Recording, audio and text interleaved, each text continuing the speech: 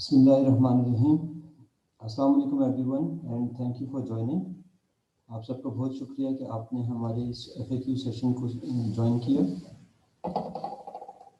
आज का सेशन जो है वो हमारी frequently asked question about corona virus की सीरीज़ का 5th सेशन है और आज का सेशन जो है वो स्पेशली फोकस कर रहा है spread of viral disease and why coronavirus has highest transmission rate. इस सेशन को हमें फैसिलिटेट कर रही हैं miss Alvina Zulfiqar. Alvina Zulfiqar is a PhD candidate of biochemistry, molecular biology at Qaid-e-Azam University, Islamabad. Her research mainly focuses on ethylene, cytokinin, hormonal crosstalk impacting various important agronomical genes and eventually fine-tuning signaling pathways for plants. बहुत शुक्रिया miss Alvina, आपने हमें इस session को facilitate करने के लिए हामी भरी। Over to you. Thank you so much, Amayu, and assalamu alaikum, everyone. If I'll say that this year 2020 is all about a virus and how it's impacting our life and million of other people's life throughout this world, it won't be wrong. So today, I really appreciate NHN team and Hamayu for organizing this webinar session where we are going to discuss some very basic questions about the infectious diseases, but I guess this is really important to understand the mode of infection of various diseases like malaria and that are caused by small, very small pathogens. And we can understand how these infectious diseases are caused in humans and how they are impacting the human health and how we can prevent our life. So today we are following and we are going to discuss following questions like what are infectious diseases, what causes infectious diseases, how infectious agents cause these diseases, phases of infectious diseases, the transmission of infectious diseases, are humans dealing with more viruses than past, and why this coronavirus is so contagious, and how we can fight it, how we can protect ourselves from viral infections. So I'll start with very basic question of what are infectious diseases. Basically, infectious diseases are caused by microscopic germs or microscopic organisms which are not visible to human eyes. And whenever these microscopic organisms get into the human cell, they can impact the human normal body function by producing some toxins or by hijacking the human system, and they cause various diseases. So we really need to understand the basics of the infectious diseases and their mode of transmission and their action. So by understanding these basic concepts, we will be able to fight the infectious diseases and we will be able to save ourselves. Like by following simple like SOPs, we can save ourselves from this deadly coronavirus pandemic going on. So not all the infectious diseases are like spread from one person to another. For example, if I'll talk about a Lyme disease, this Lyme disease is caused by a basic bite of a tick, which transfers the infectious bacteria from the gut to the host cell, where this bacteria multiplies and produce toxins. And as a result of a person will suffer from like fatigueness, tiredness, headache, and fever. If this Lyme disease is not caught at the early stage, it's gonna spread into the human body and it's gonna hijack the heart and neural muscles, where it's gonna like produce different toxins which will like hijack the system, and that result in like loss of smell, loss of taste, loss of muscle control. So it's like really basic to catch the disease in the start. So why I am talking about Lyme disease in specifically, because it is caused by a microorganism, but it doesn't spread from human to human. So there are not all diseases that are caused by some small tiny organism not visible to like naked eye, but they are not spreading from one human being to other. But there are other like diseases which can spread from one human being to other, and that community transmission, like what we are facing these days is in the pandemic, is that this coronavirus is spreading from one person to other and infecting many around us. and causing the disease and making some people so vulnerable that they end up onto the ventilators. So it's like really basic to understand that what is the infectious diseases and how these are contagious, and how we can control the spread of this virus or any microorganism into the community and save ourselves from situations like we are facing today.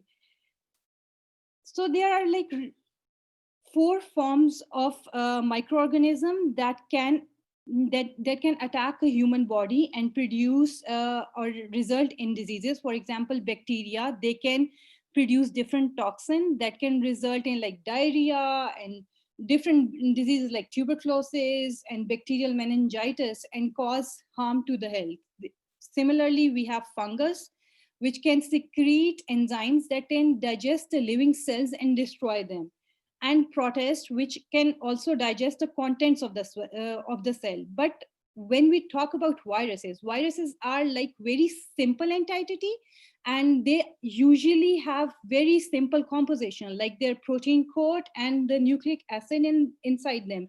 So it makes very difficult for a human body to detect the virus and to kill it, because what the viral mode of infection is like, it's going to attack the human cell, it's going to inject its nucleic acid into the human cell and then hijack the machinery. We can understand it like this is the enemy which is entering into our body and is hiding into the cells. So that makes viruses too difficult to treat as compared to other like pathogens. For example, for bacteria, we have antibacterial antibiotics that can kill the bacteria, antifungal medicines are there, anti-protest medicines are there.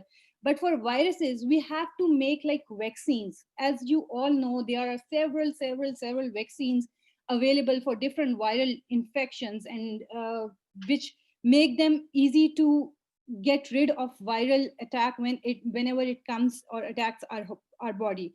But the recent coronavirus, we can see that we don't have vaccine yet developed. There are many countries that have developed like different type of vaccines. I'm reading every day in our paper that different vaccines have different rate of efficacy. But what will be more like useful when more interesting when we'll see how this application of the whatever the vaccines different companies are making can fight the virus or not. What makes like coronavirus type viruses difficult to handle is like coronavirus is the RNA based virus. It's evolving every day because in the RNA we don't have like proofreading mechanisms, so our RNAs get mutated very easily.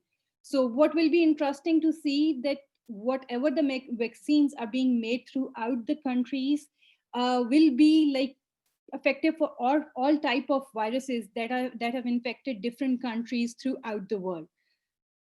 So whenever the pathogen is attacking the human body, there are like different stages. We need to understand each and every stage of the attack of pathogen to tackle the pathogen attack. For example, initial stage is the incubation state. In the incubation state is the time when we get any pathogen inside our body and the time when first symptom appears. So this incubation state, like in case of coronavirus, we say like it's for 14 days quarantine period. This 14 days quarantine period is important to see whether a person has caught the virus and whether the virus is able to replicate inside the human body and produce the symptoms in there.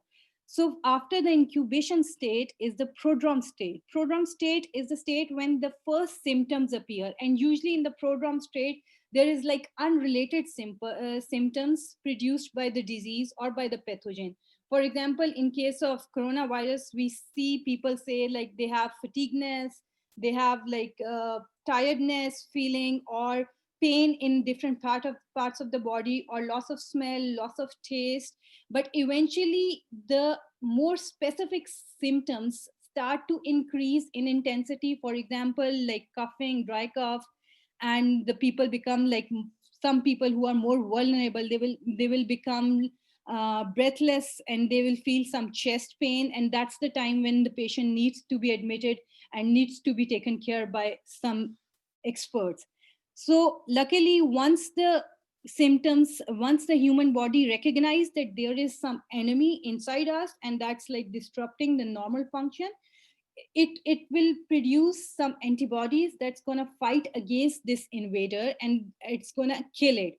Once the body starts making the antibodies and killing the invader, then we see that there is a decrease phase start where the symptoms starts to disappear or dissipate. For example, the person start to feel like less tired, less fatigue, less pain in the bone or less coughing. And this is the state where we say that our body and our immune system is able to fight the invading organism. So the decrease phase is the recovery phase.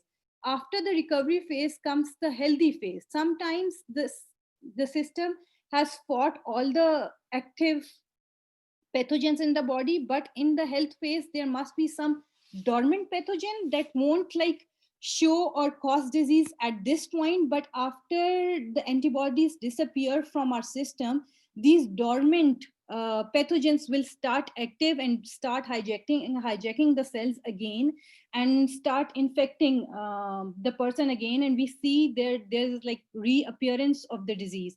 So if you read, like there are many cases where we see that the coronavirus patient was once cured, and then then we read that they regain the infection. So this tells that the immunity which our body is producing against this virus is not the long term immunity.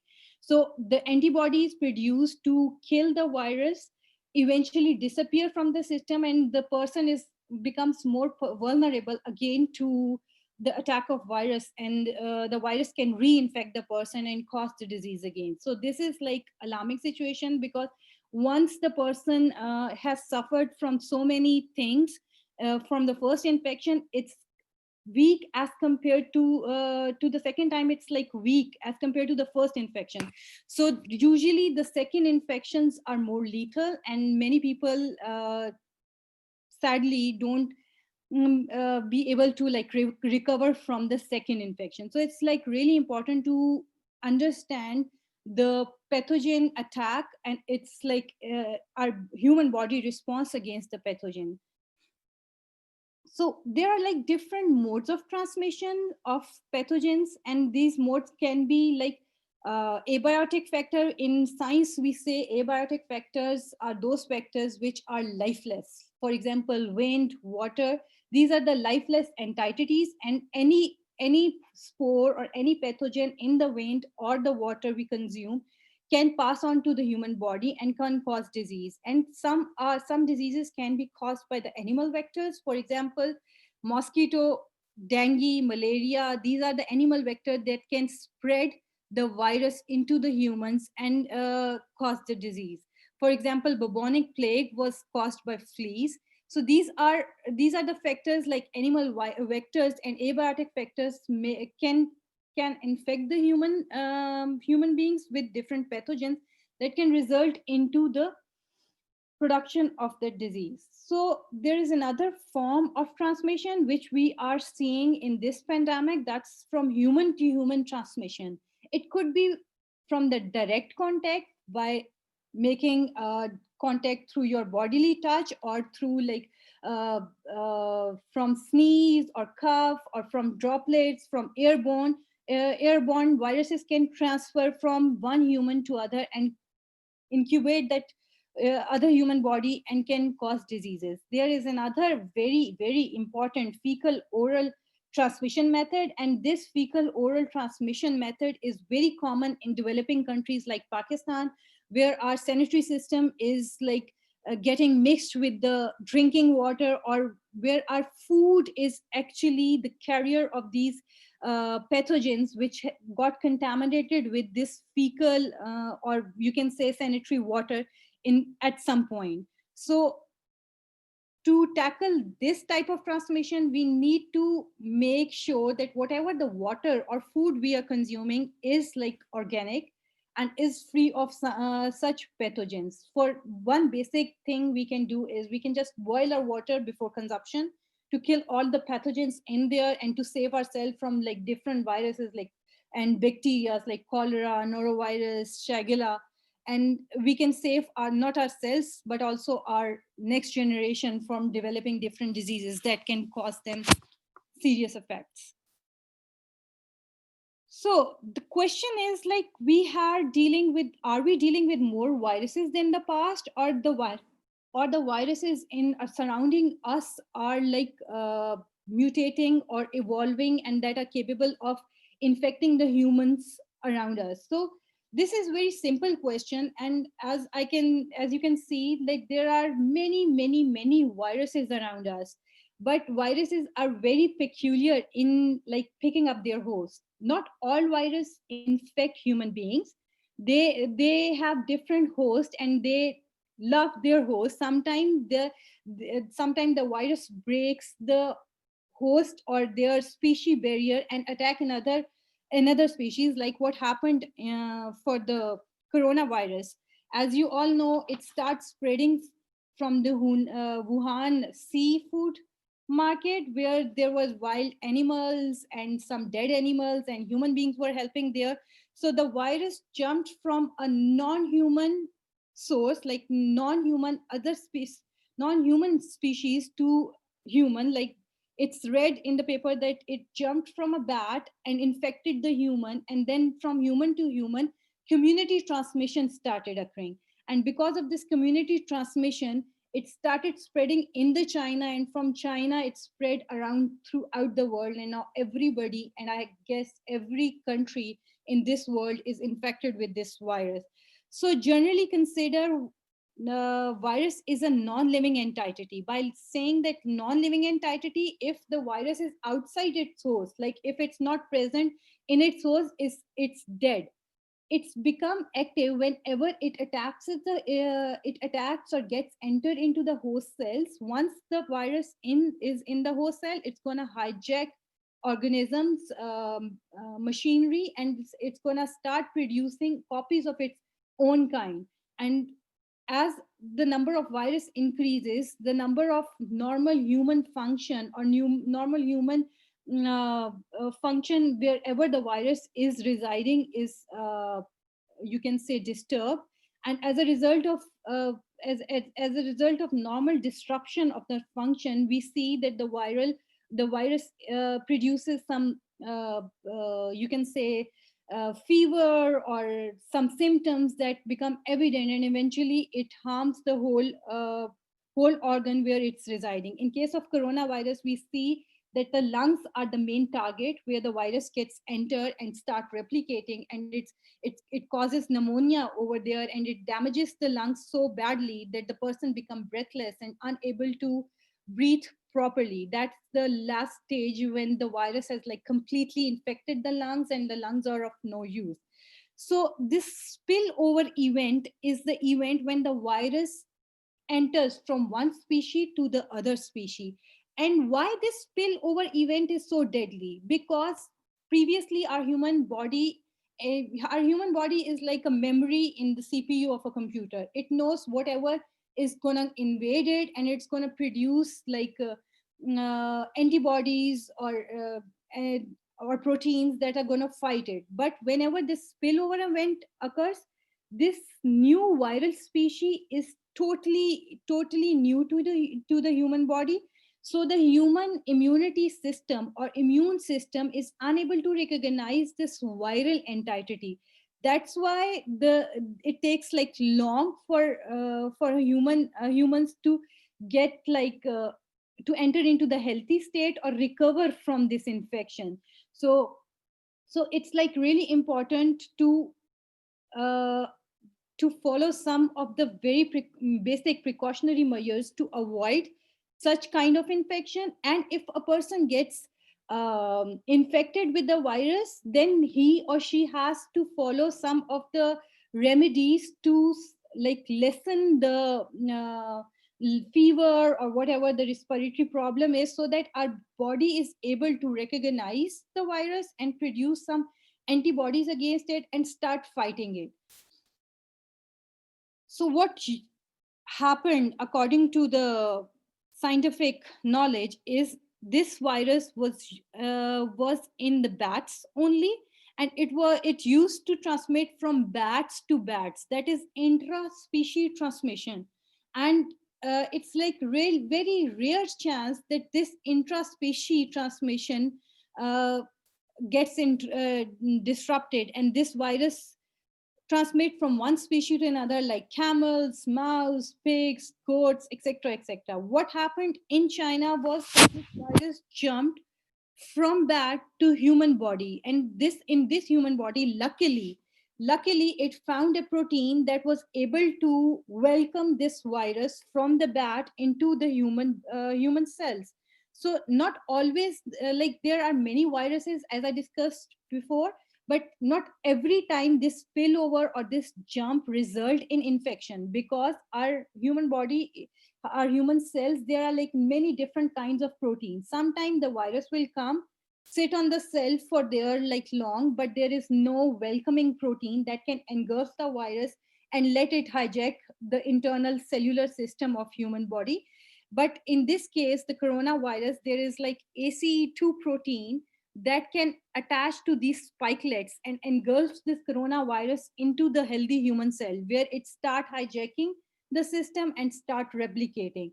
So this was, alas, a very sad event when this our human species adapted, or you can say welcomed its own enemy, and this enemy has spread like to literally every country of the world through this community transmission. So basically what's happening in this case of pandemic, this is a new virus, our human body is unable to recognize this virus and produce the antibodies.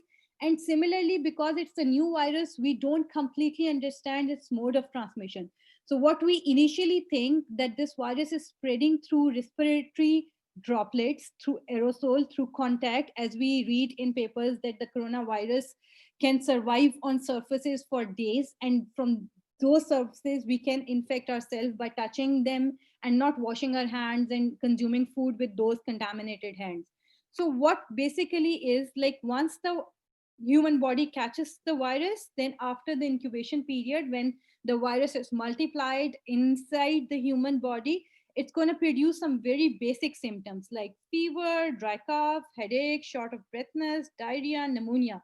So in this season, winter particularly, it's very difficult to like recognize or to distinguish between corona infection and simple flu, because most of the symptoms of flu, influenza virus, and coronavirus are very similar. So it's like creating more havoc these days, not only in Pakistan but throughout the world, because people are unable to recognize what the basic infection is. So what's important right now, what we can do right now, is we can follow some very simple SOPs. Those SOPs not only will save us from coronavirus, but also from the other pathogens that our human body are encountering from like thousands of years. So that's the thing I already discussed. Like, what makes the coronavirus so dangerous to human is simply that it's novel, it's new to human body, and we don't have a specific fighting system that can fight this coronavirus. So it's like spreading from one human being to other and causing like a community transmission and causing this pandemic to grow every day. So the virus isn't more powerful, it's the human body that has not like specific system to fight the virus eventually. Like in many countries, when everybody was doing lockdown, like in America and other countries, there were countries which believed that we should go for the herd immunity. As you can read in the papers, like initially India went for the herd immunity.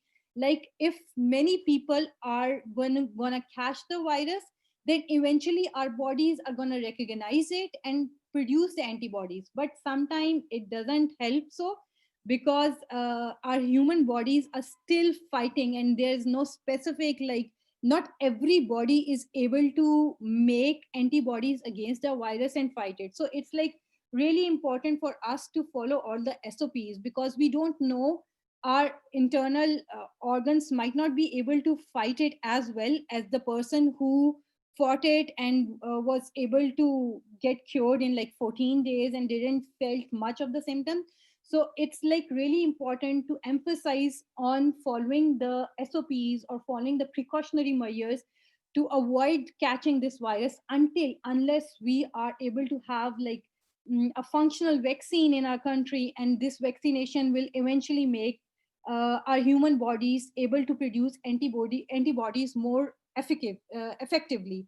For example, what is vaccine? Vaccine is the dead virus that won't be able to produce the symptoms as an active virus can. So a dead virus, when injected into the human body, can initiate the immune response. So it's really, really important to follow all the precautionary measures till we have an active vaccine so that we can fight the coronavirus infection in a longer term. And what this virus does to our system is it's like hijacking the normal body function and producing itself and destroying the cells inside the organism.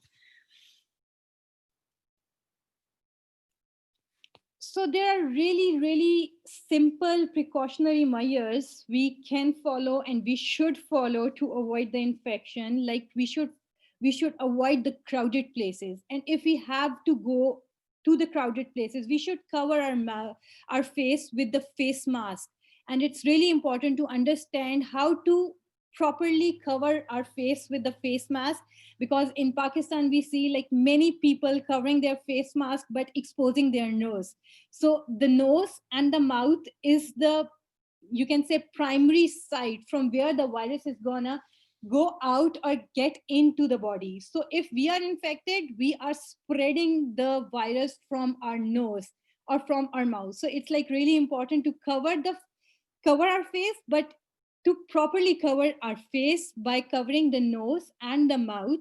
And whenever, if we can, we should stay home. And if we can do our work from home, it's better than going into the offices and making people getting infected or getting ourselves infected from some infected person in our offices. So the another important aspect is whatever you eat, it should be organic and you should wash it properly. So if there is any virus or pathogen on it, you can properly remove it.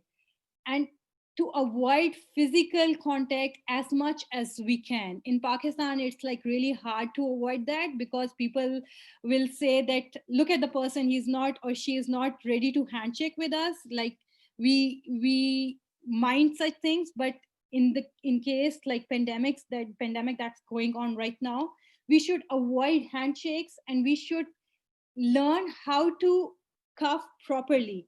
Like we should catch our virus or catch any pathogen in the droplets of the cough inside some handkerchief or in our elbow, so that we don't spread it in the environment. Maybe we are able to fight the virus, but somebody around us that's in the higher risk group can catch that virus and can unfortunately die from this. So it's like really important to learn the cough etiquettes and to catch our virus into the handkerchief or into the elbow and not spread it in the environment. So I read somewhere, like for the flu virus, if somebody sneezes in a room, the flu virus stays for 45 minutes in that room. Anybody inhaling that droplet is going to catch that flu virus. So these simple precautionary measures are not going to save us from coronavirus, but they are also going to save us from other viruses like flu virus, which is very, very common in winters. And the other thing is wear gloves. But people have to make sure, like by wearing gloves, you are protecting your hands. But if you are using that glove hand to touch your phone screens or to eat your food or touch your face, then you are making yourself vulnerable to catch the virus, because the gloves, they have on the surface there will be viruses. And if you are wearing the gloves and doing the same thing and eating food with it or touching your phone, then there's no use to wear the gloves. So it's like really important, if you are wearing gloves, you should remove them properly, discard them, and wash your hands and eat stuff or touch your like personal items after removing the gloves. Disinfect phones. Phones are the basic you can say mode of transmission of the viruses, because we touch different surfaces. We can open doors with our hands and then touch the phone screens with the same hands. So we need to disinfect any surface that comes in contact mm, with uh, with that can spread the virus. So that's really important to disinfect anything that we used uh, oftenly. The other thing we should take care of is like we shouldn't touch our face after touching any naked surface that could be exposed to virus. So avoid touching your face, your mouth, your eyes with the hands you just open the door or whatever. So one of the basic and very important step of this precautionary measure is wash hand frequently, and just not like for 1 minute or two, for 1 second or 2 seconds. Wash hand for 20 seconds. What is this washing does to the virus? Because viruses are made up of protein and fatty acids, and when we apply the detergent, it's going to dissolve the virus, and when the virus is dissolved, it's no longer able to infect or to get into the human body. So what we have to do is like we have to wash our hands and wash it for ample time, so that the soap or detergent is able to dissolve the virus or pathogen whatever is on our hands. And if the soap is not available, then we can also disinfect our hands with like hand sanitizer containing at least 60% of ethanol. So ethanol does the same thing as the detergent. Ethanol enters into the pathogen, and then it dissolves the membrane and dissolves the pathogen and kills the pathogen. And also to maintain physical distance between people, try to stay away from people and try to maintain at least 2 meters, or we can say 6 feet distance in between the individuals, so that we cannot get the infection. And it's like really important to know that how if you have if you have encountered some person who was infected, then how long you stayed with that person is important. So I was reading somewhere like if you encountered an infected person and you were in close proximity, like less than 6 feet, and you talk to that person for like 15 minutes, then there is high chance that you are going to catch the virus and you are infected. So it's like really important. These small precautions can save, not only save us, but can save many people around us from catching the virus. And this is the only like cure right now for the coronavirus. There is no definite cure or medicine or vaccine available till now. We as a community, it's our responsibility to follow all the precautionary measures, to follow all the SOPs, and to avoid weddings or parties or yeah, they seems interesting, they seem fun to go and to enjoy these type of gatherings, but you might catch the virus and you might infect your family eventually, and somebody in the higher risk group can get the virus and won't be able to fight it, and you can lose your loved one. So it's like really necessary to emphasize on following all the SOPs. So these SOPs are not only going to save us from the coronavirus, but it can also save us from different pathogens which we are surrounded with. So humans should follow, as a human being, it's our responsibility to follow these SOPs and save ourselves from different diseases and pathogens eventually. Thank you. I'm open for questions.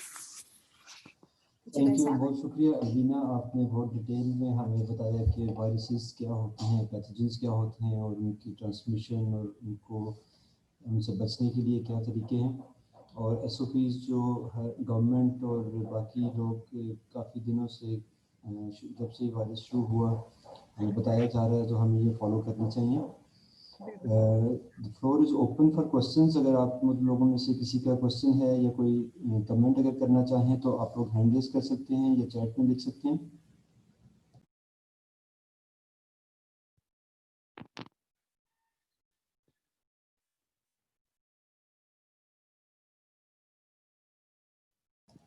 In the meanwhile मैं आपको बता दूं कि as usual हमारे इस webinar की recording हमारे digital resource centre पे विद इन 2 days जो है वो अपलोड कर दी जाएगी. جہاں پہ آپ کو ہمارے پریویس سارے ویبینارس کی ریکارڈنگس بھی اویلیبل ہوں گی along with the presentation، جو کہ آپ لیٹر آن ایکسیس کر سکتے ہیں۔ آپ میں سے اگر کسی کو لیگ نے جو آج کا ویبینار اگر اٹینڈ نہیں کیا یا کوئی ویبینار ان سے مس ہو گیا تو وہاں پہ جا کے ریکارڈنگس دیکھ سکتے ہیں۔ اسی طرح ہمارے نیکسٹ ویبینار کی جو انویٹیشن ہے وہ بھی ہم آپ کو نیکسٹ ویک تک سینڈ کر دیں گے۔ سو لکس لائک کہ الوینا آپ نے بہت زیادہ ڈیٹیل میں بتا دیا ہے کہ کسی کا کوئی کوشچن نہیں ہے، تو I think we can finish the webinar now. اور میں بہت شکریہ ادا کروں گا الوینا کا کہ انہوں نے ہمیں اس ویبینار کو فیسیلیٹیٹ کیا۔ آپ سب لوگوں کا بہت شکریہ کہ آپ نے جوائن کیا، اپنے قیمتی ٹائم سے نکالا اور اس ویبینار کو جوائن کیا۔ تھینک یو ویری مچ اور اللہ حافظ۔